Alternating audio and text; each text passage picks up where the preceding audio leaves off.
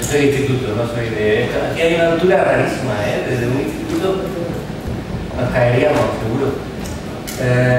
Yo voy a hacer mi mini presentación de las personas que participan en la comunicación. De izquierda, de aquel extremo que es vuestra derecha, ¿no? Hacia acá, Miguel fue el responsable del primer curso que se hizo de formadores TIC en la Rábida y de los sucesivos. El primero estaba yo.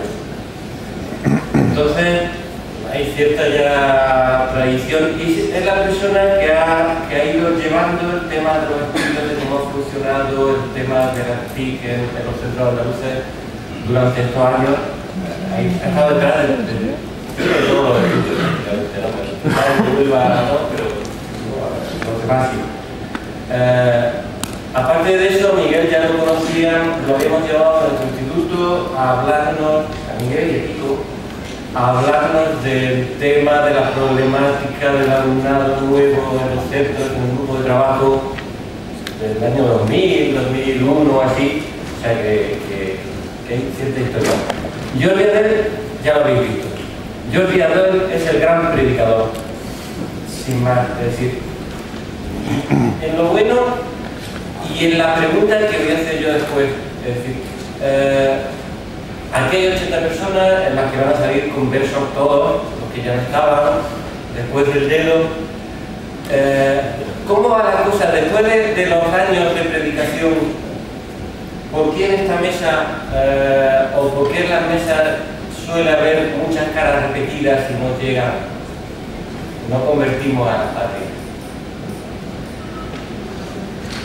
Ramón estuvo en la Rábida también en el 2004. Ramón es un profesor de los que cuando miráis buenas prácticas por internet, entrad en las de Ramón porque son de verdad y no son de humo, que luego si os ponéis a buscar veréis cierta diferencia entre humo y el trabajo de verdad. Los catalanes, dice alguien que no quiero señalar, que van por delante del viento, que iban por delante de nosotros en Andalucía en el 2004 y posiblemente todavía. En el tema del asociacionismo del profesorado, de la colaboración, de la creación de redes, Ramón estaba en Pangea desde el inicio posiblemente. Todavía no, en Andalucía seguimos disparando cada cual como Pancho Villa y su ejército. Quizás las redes informales nos vayan más. Y ese es el gran éxito de las redes informales andaluzas. Pero en el tipo de redes más formales, más comprometidas, yo creo que Cataluña sigue a medida que no, esto es una cosa redonda. Y en el tema de trabajo serio, también iba por delante de Cataluña el tema Web Catalá, Carmen Barra, Urna, etcétera, etcétera, una serie de proyectos de larga duración, no de un año para decir qué bonito es y buscar otra cosa, yo creo que tenemos que aprender en Andalucía. Y con un Millo que está muy ocupado porque está en los despachos, también es la referencia en el tema de las TIC, en el tema de los grupos de pedagogía de otra manera. Así lo quiero decir. Lo que quiero decir lo siguiente es que una mesa redonda no es una cama redonda, pero no es una clase. Entonces, lo que podríamos hacer de primera vuelta es abrir un primer turno de palabras de qué os interesaría a vosotros que se hablara aquí. Yo voy a ser solo yo. El único mérito que tengo para estar en esta mesa es que a lo mejor soy el de la novela esa de cuando despertó el dinosaurio que estaba allí, o todavía estaba allí. Ese soy yo. A lo mejor esa era mi biografía. Quizás el único mérito es que estaba y sigo.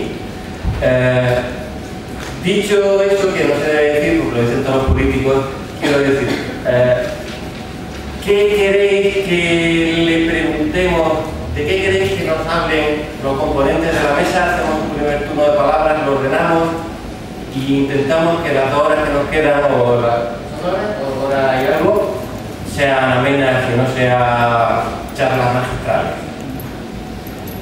¿Alguien tiene preguntas? Yo tengo una revista de preguntas, pero quiero que salgan de allí. ¿Tenéis? Pediría por favor que quien levante la mano se presente, no diga quién es, y si tiene Twitter diga cuál es su Twitter y esas cosas para que... Y los que no, que pidan perdón. Esos son prejuicios tuiteros, Lo paso ya a Salva y ya digo.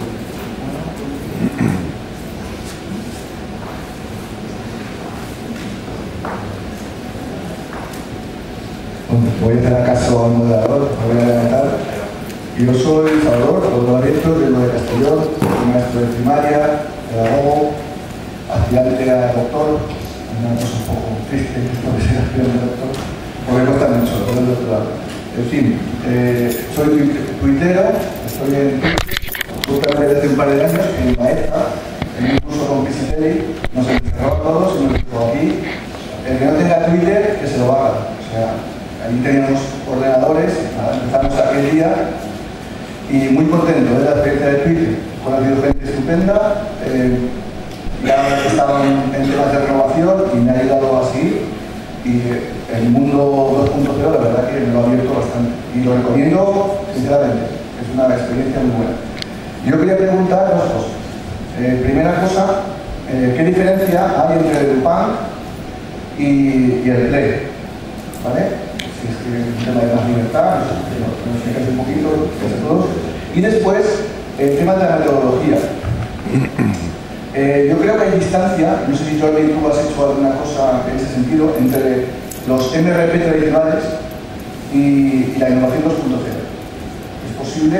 Y el tema de la metodología, si los instrumentos que son muy avanzados necesitan una nueva metodología, o seguimos con la metodología tradicional, que tú en parte creo que has contestado, diciendo que los instrumentos nuevos pues, se utilizan como los viejos y tal, pero es el tema del MRP, la distancia, ¿no?, entre la innovación tradicional y la innovación novedosa del 2.0. Gracias. Sí, intentaré ser breve. A ver, Edupan fue, porque ya prácticamente ha desaparecido, una etiqueta feliz que se le ocurrió a un tío, a Jim Broom, y que fue adoptada por una serie de personas muy influyentes en el tema de tecnología educativa. Los de Cormier, Lones, toda esta gente. Básicamente, el movimiento Edupan defendía hazte tú las cosas tú mismo, ¿no? Rechazaba las soluciones de ave en mano que te vendían las empresas y rechazaba el uso convencional de la tecnología.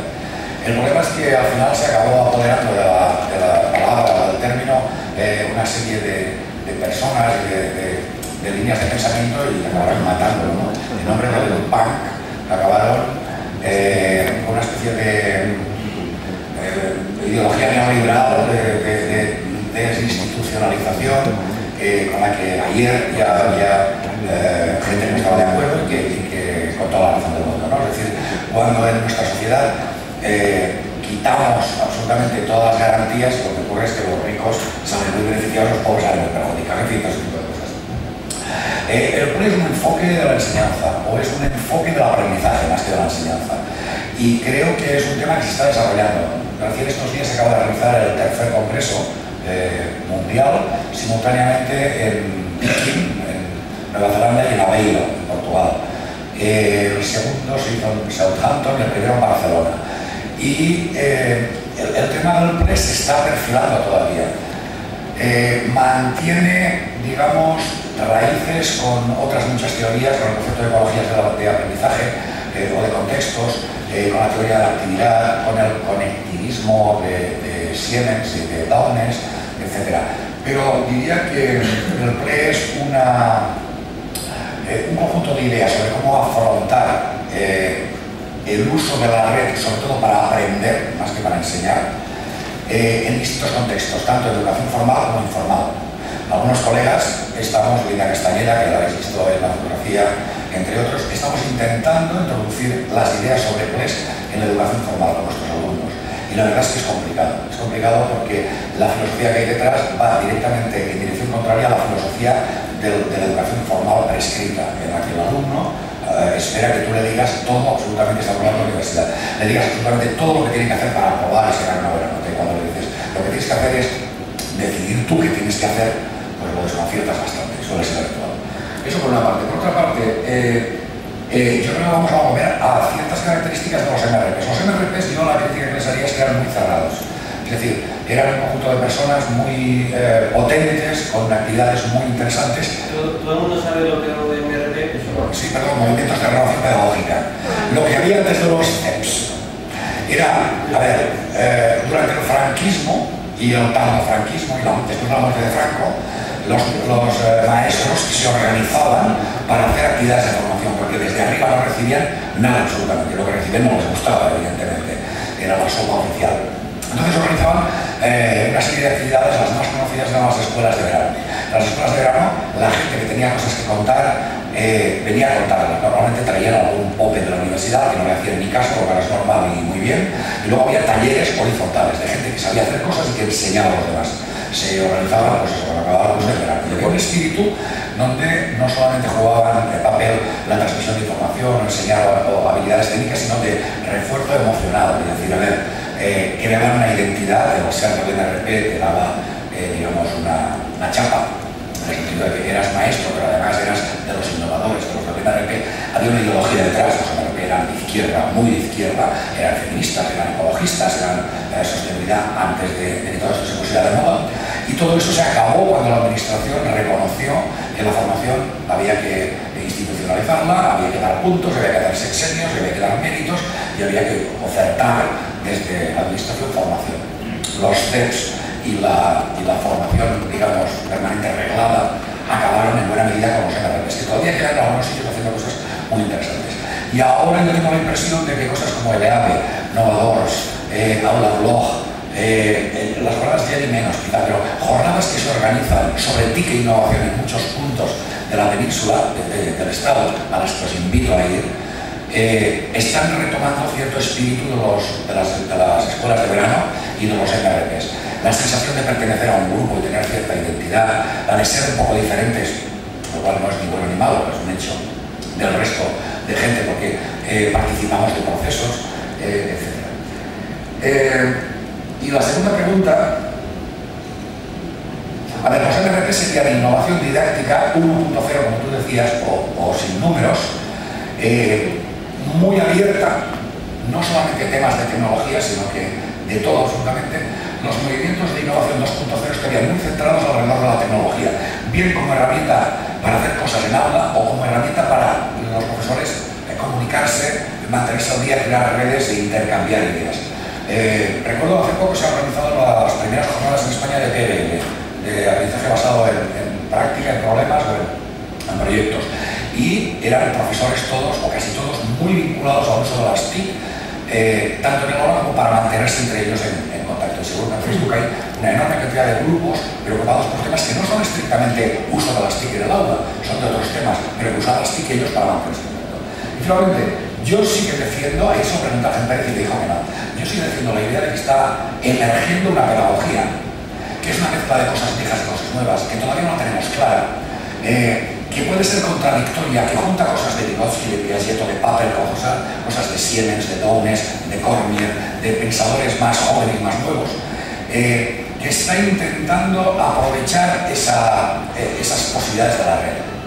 Por ejemplo, una pedagogía de la abundancia, que he citado antes. Por ejemplo, una pedagogía en la que el escenario en el que se desarrollan los recursos que tú tienes para educar ya no son el aula y la escuela, sino que son todo Internet.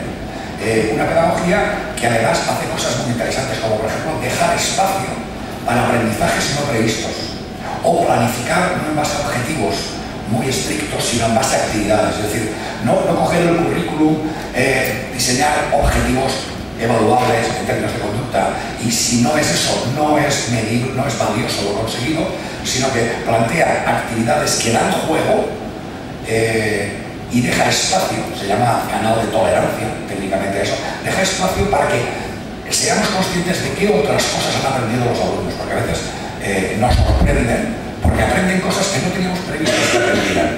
Y es muy interesante no perdérselas de vista.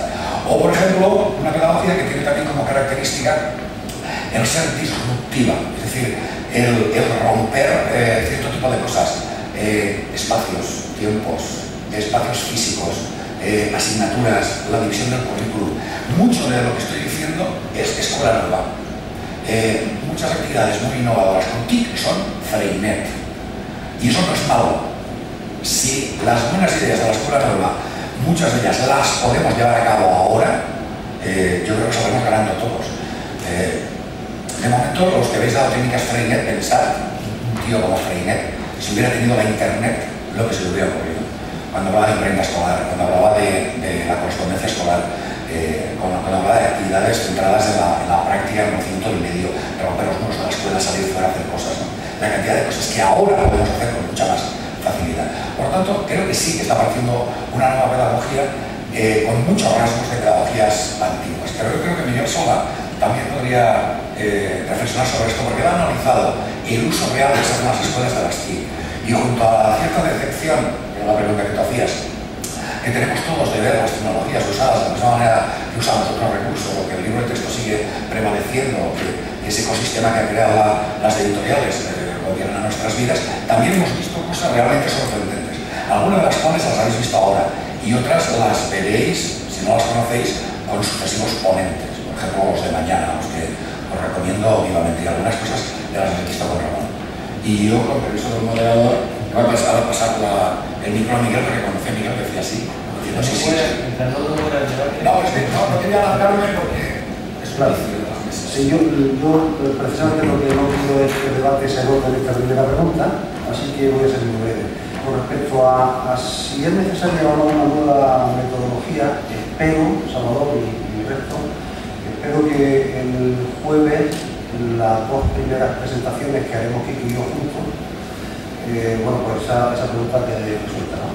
Pero a mí me parece que una cosa más importante, no más importante, sino un concepto globalizador que subsume a la metodología, entre otras cosas, y que es la evaluación. Y me parece que esa fue siempre la madre del cordero y no es ahora. Cuando yo no trabajaba con tecnología, ni con PDE, ni con nada de eso, que eso hace relativamente poco, yo no sabía qué aprendían mis alumnos. Y era una enseñanza bastante más lineal que ahora. De modo que en este momento, cuando dispongo las condiciones para que tengan acceso a un mundo de información que ya ni siquiera puedo controlar, porque no sé cuál es, no es que no sé lo que aprenden, es que no tengo absolutamente ni idea de qué está pasando en sus cabezas. Y ese me parece un rasgo fundamental de la enseñanza, no solo hoy, pero hoy más acusado, que si no tenemos en cuenta, no hace falta que hablemos ni de metodología, ni de contenidos, ni de competencia, y me da igual que llamemos objetivos generales, específicos y operativos, porque en el fondo, bajo el paraguas de las competencias, en muchas ocasiones no es más que una cascada tecnológica de concreción de grande objetivo a pequeño objetivo. Entonces, pues, estamos en la misma mesa.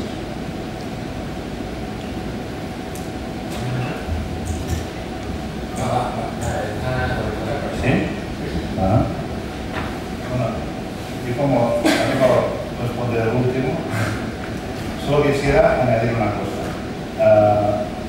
Había hecho una presentación con una metáfora del mundo de la bicicleta, no la voy a pasar para interrumpir el ritmo, pero sí que en cuanto a las metodologías...